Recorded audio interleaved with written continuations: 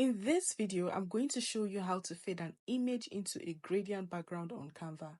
First, you will need to create a gradient background with your preferred colors. Select an image that you want to work with. Then, remove the background of the image with BG Remover under Edit Photo.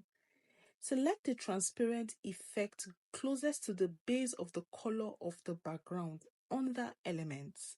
Then drag the gradient to the base of the image or the photo that you have on your background. You can duplicate this gradient if you want to have a more transparent effect. Select another gradient from your elements to match the color at the top of your background. Then drag the gradient to fit into the photo.